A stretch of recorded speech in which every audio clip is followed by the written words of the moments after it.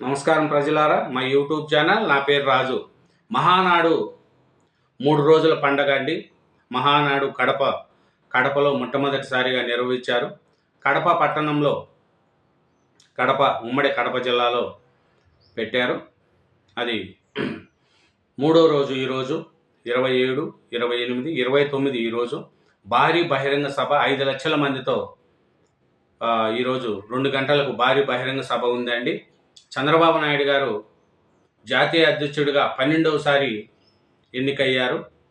చంద్రబాబు నాయుడు గారు మాట్లాడుతూ, తప్పు చేస్తే ఎవరినైనా చర్చార్హులే, చెండ చేసినలా ఎవరిస్తా, టీడీపీ ఆయంలోని శాంతి భద్రతలు, నెక్సలిజం, ఫ్యాక్షనిజం, రౌడీవిజాన్ని రూపుమాపాం. జగన్ జమానాలు ప్రజల ఆస్తులకు రక్షణ లేదు, నేరాలను వ్యవస్థీకృతం చేశారు. గ్రామస్థాయి పరిశ్రమగా గంజాయి సాగు, డ్రగ్స్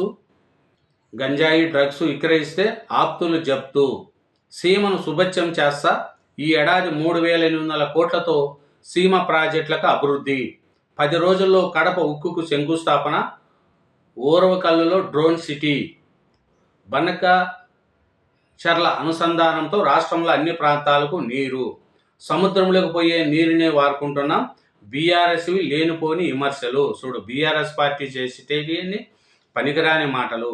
మేము తెలంగాణలో ప్రాజెక్టు కడితే మేము అది అభ్యంతరం చెప్పలేదు. 2027 నాటికి పోలవరం ప్రాజెక్టు పూర్తి చేస్తాము అని నిన్న చంద్రబాబు నాయుడు గారు చెప్పారండి. ఇంకా ఏం చెప్పారంటే, 5 లక్షల మందితో నేడు సభ అంట. 50 నియోజకవర్గాల నుంచి భారీగా సమీకరణ. ఉమ్మడి కడప జిల్లా తరపునే 2 లక్షల నుంచి వస్తారని తెలుస్తుంది. చూస్తే నిన్న మహానాడులో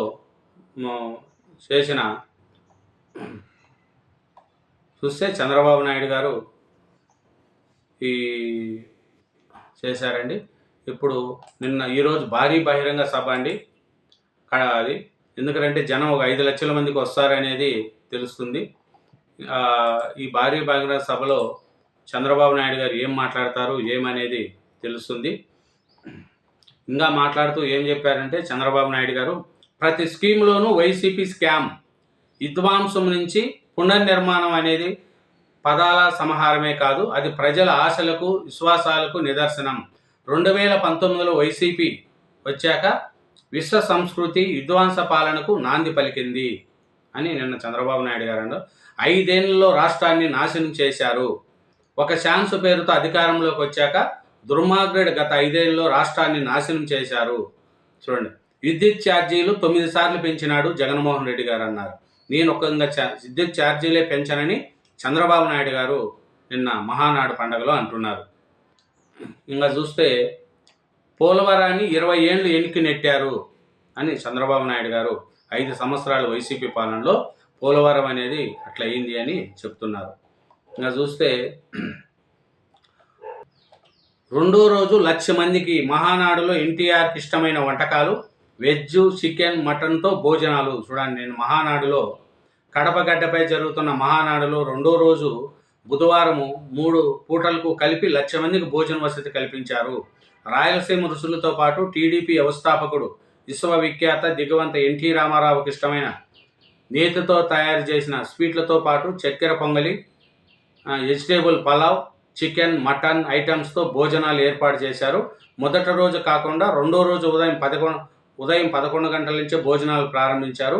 దీంతో భోజనం చేయదలుచుకున్న వారు ప్రతినిధుల సభ నుంచి అప్పుడప్పుడు కొద్దిగా వచ్చి భోజనం చేసి తిరిగి సభకు హాజరయ్యారు. చూడండి, ఇంకా చూస్తే ఎన్టీఆర్ ఘాటు వద్ద భువనేశ్వరి నివాళులు. హైదరాబాద్లోని ఎన్టీఆర్ ఘాటు వద్ద నివాళులను ఇప్పిస్తున్న భువనేశ్వరి దేవాన్స్. లోకేష్కు కీలక పదవి ఇవ్వండి, లోకేష్కు కీలక పదవులు అప్పగించాలనే డిమాండ్లను ఊపందుకున్నాయి. బుధవారం మహానాడు వేదికపై నుంచే పలువురు సీనియర్ ఎమ్మెల్యేలు, ఎంపీలు ఆయనకు వర్కింగ్ ప్రెసిడెంట్ బాధ్యతలు ఇవ్వాలని తమ ప్రసంగంలో కోరారు. అది మహానాడు వేద ఇదేనండి. అనకాపల్లిలో మరో ఉక్కు నగరం వస్తుందని నిన్న మహానాడు విధంగా చెప్పారు. ఇంకా ఏం మాట్లాడారంటే, తెలంగాణ కానీ ఆంధ్రప్రదేశ్ 2 రాష్ట్రాలు నాకు సమానమే, తెలంగాణ కూడా అభివృద్ధి చెందాలనేదే నాది అని చంద్రబాబు నాయుడు గారు చెప్పారు. ఇంకా ఏం చేశారు, సీఎం ఎవరు తప్పు చేసినా మేము వదలము, అని చెప్పారండి. విద్యుత్ ఛార్జీలు ఎట్టి పరిస్థితుల్లో మేము పెంచమనేది కూడా చంద్రబాబు నాయుడు గారు చెప్పారు. నిన్న మహానాడు రెండో రోజు జరిగింది. కడపలో విపరీతమైన జనవాహం. దీనికి జగన్మోహన్ రెడ్డి గారు కూడా షట్టర్లు కొన్ని వేశారు. హీరోయిజం అంటే పథకాలు ఇవ్వండి, మహానాడు నిర్వహించడం కాదు అని జగన్మోహన్ రెడ్డి గారు కూడా కొన్ని కార్యకర్తల సమావేశంలో చెప్పారు. కాబట్టి మహానాడు పండగ పసుపు పండగ అండి. ప్రతి సంవత్సరం 27, 28, 29 తేదీల్లో జరిపే ఈ మహానాడు పండగకు విపరీతమైన జనవాహం వస్తారు. భోజనాలు కూడా రాయలసీమ వంటకాలు తయారు చేశారండి ఈసారి. కాబట్టి అందరికి కూడా భోజనాలు 3 రోజుల పాటు భోజనాలు అక్కడ.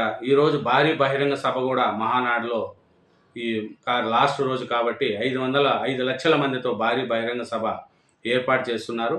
నారా లోకేష్ స్పీచ్ కావచ్చు, చంద్రబాబు నాయుడు గారి స్పీచ్ కావచ్చు, అందరూ ప్రతి ఒక్కరి స్పీచ్ కూడా అద్భుతంగా మాట్లాడారు. ఈ మహానాడుకు ఒక ప్రత్యేకత ఉంటుంది అని అందరూ కూడా చెప్పుకుంటున్నారు. థ్యాంక్ యూ వెరీ మచ్ అండి. నా ఛానల్ సబ్స్క్రైబ్ చేయండి, నా వీడియోను లైక్ చేయండి. Thank you.